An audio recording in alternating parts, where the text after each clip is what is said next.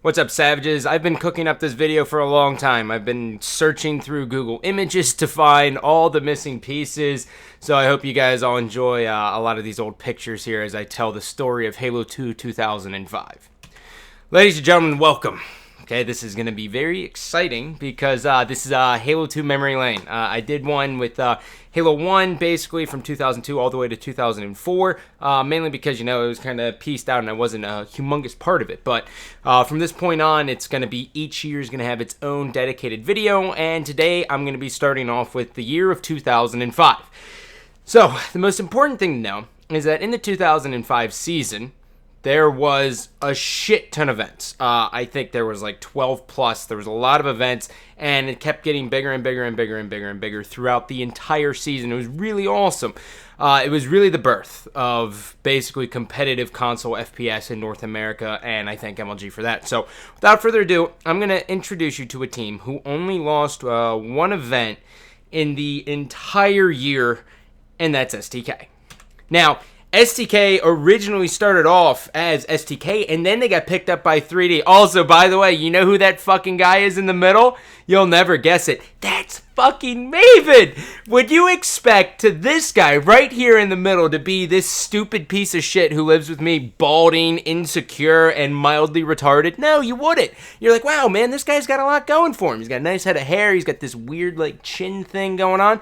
He was a relatively attractive dude back then. Now he just looks like shit. But anyway, so STK was a team. It started off as STK for the first like 4 events, and they got picked up by Team 3D. Team 3D used to be basically a Counter-Strike 1.6 team. They had a couple other games, I think, underneath their arsenal, under their brand, but this team was fucking insane. They beat the shit out of everyone they faced. I mean, there was good close games. I mean, they had good close games versus like Check 6, which I couldn't find a picture of. I apologize. And a couple of us, but like toward their best series they had was basically losing TMG and then playing my team IGS at St. Louis 05, but we'll get to that. So those are the rock stars. That team is the Ogres, WCG, and St. This was probably my favorite team throughout competitive history. I thought this team was really good. They had a badass brand. They introduced Sennheiser 555s to the entire community, and they sold like fucking hotcakes. Now, I'm going to introduce you to another lad. This guy, he's quite the fucking savage, right? He's a pretty big beast. I don't know how else to describe it, but ladies and gentlemen, welcome, Gundy. So you can tell, I aged well. Behind me is Ogre 2, next to me is WCG. I basically had an erection throughout this entire series, but it was probably masked by the amount of hair on my head. This was basically my start for the competitive scene. Now, throughout Halo 1, I went to like 2, maybe 3 events, but really it was all about Halo 2. That's when I started to travel, but I still wasn't able to go to all the events due to money.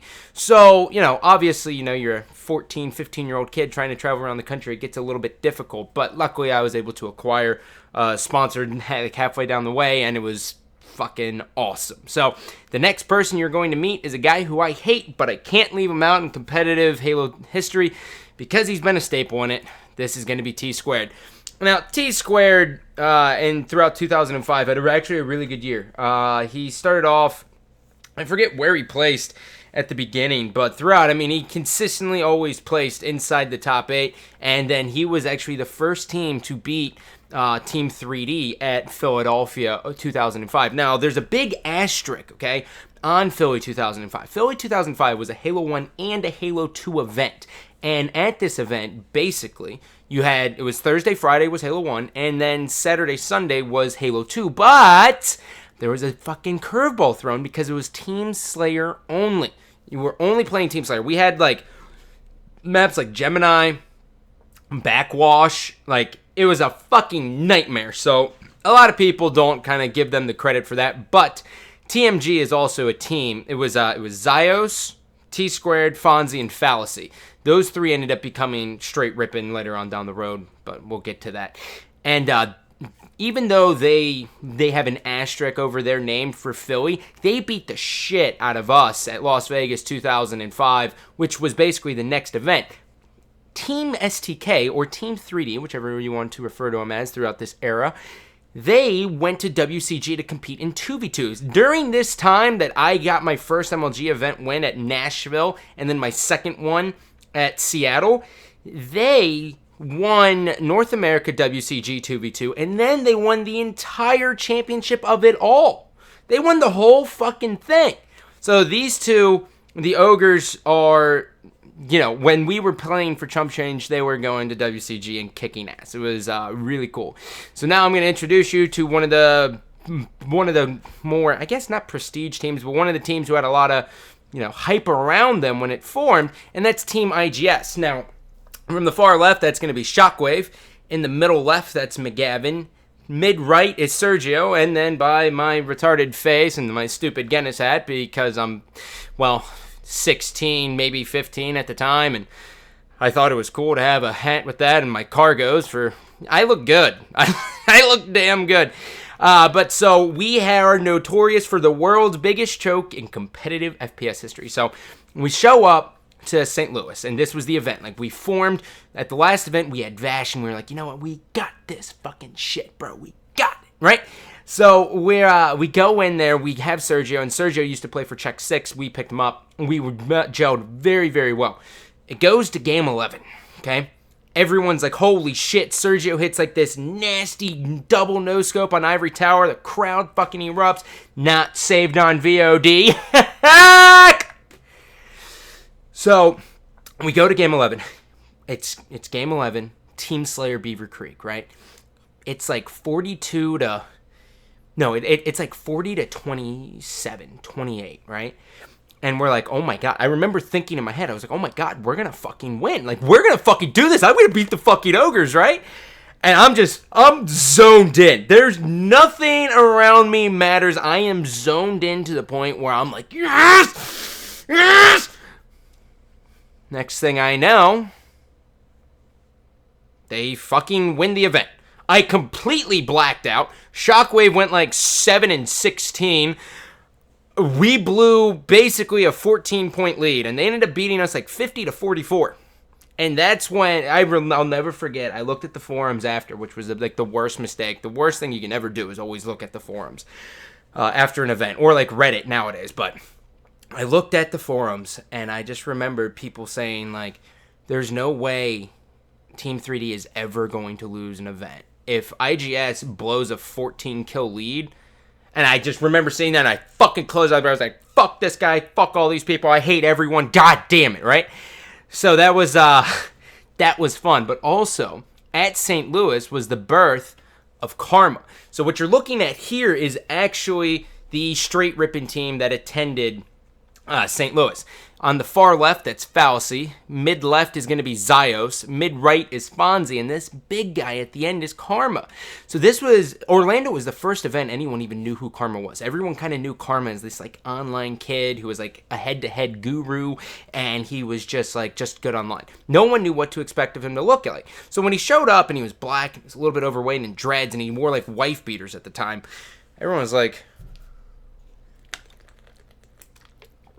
right? And I remember playing against him, and I was like, holy shit, he's really, really good. And he played like he played 3 cents vibe, and he would alternate to claw, right? But he would shoot with his index finger, but when it came to up close, he would actually switch to claw. He was one of the only people I've ever known to do that. And I remember watching, I was like, oh wow, I never spoke a word to him. I was 15, a big black guy who I talk shit to, I'm gonna avoid at all times, all right? You know what I mean? But so this team ended up taking third. We beat them out, and like everyone was like, oh, okay, I wonder how Straight Rippin's gonna do. Now, we had a grudge for Straight Rippin. We've always had a grudge against Straight Rippin. I've hated Fonzie, Fallacy, and T-Squared basically from the beginning.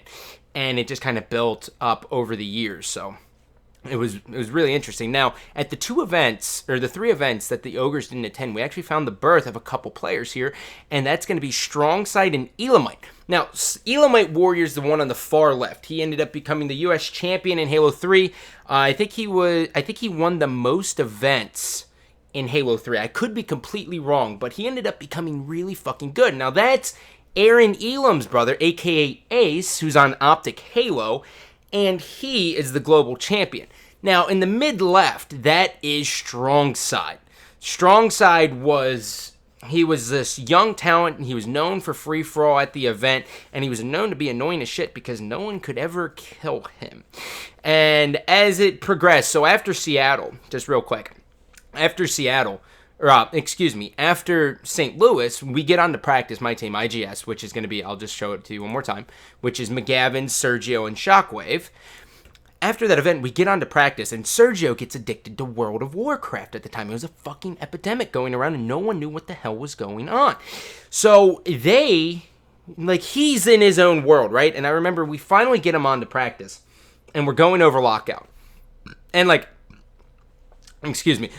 of the big things here on, going over maps in, Halo 2 when you're, 15, I'm just jumping off the map or killing my teammates as Shockwave's trying to talk, and I'm like, dude, I know how to fucking play this game, relax.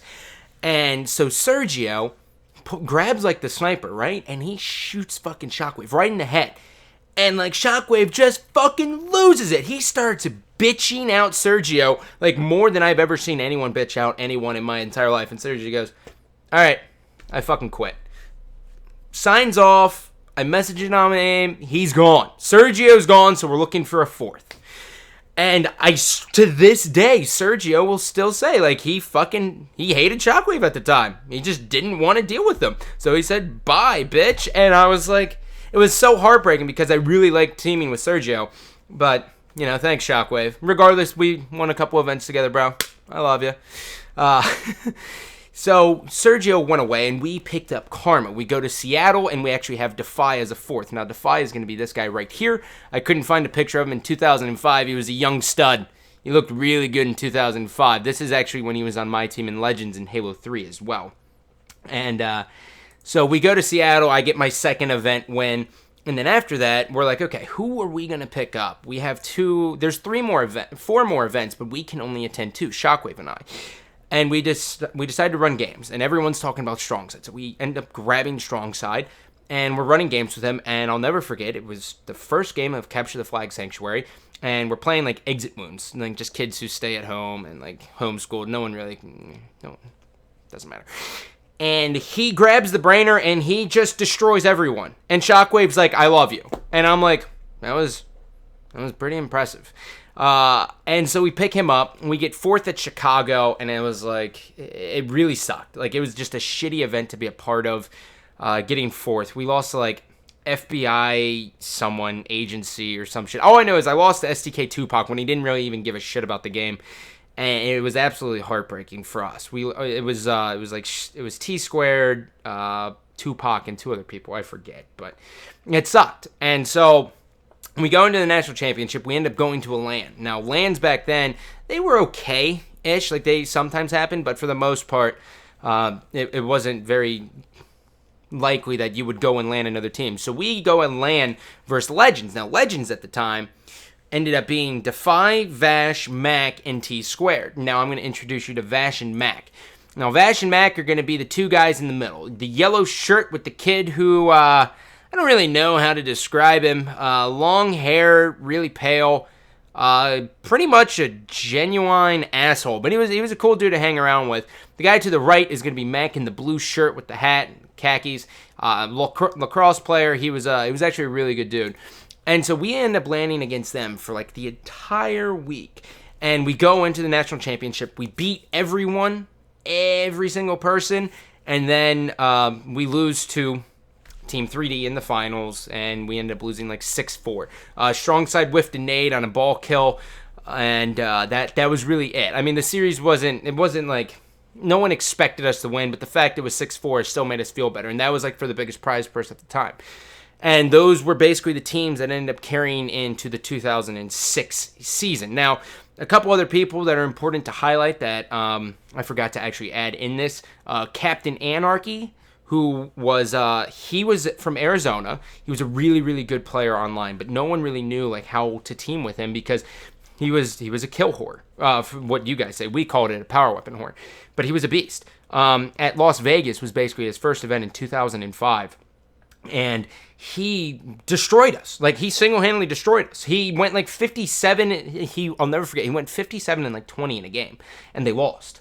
It was like midship king of the hill or midship ball. He went like 57 and 20. Like, you just don't. No one goes 57 and 20. It's just something that doesn't happen. So he does that, and they end up still losing. Like, I still have my 33-0 record versus Captain Anarchy, and then that's basically what happens. So from 2005 to 2006, we keep our team. Team 3D keeps their team, and then there's a little bit of shakeup. So other than that, I'm going to go ahead and start working on the 2006 year, which is all on DVD. Actually, VHS. I have it on VHS. I'm not going to lie. All right, I'm an old school kind of guy. All right?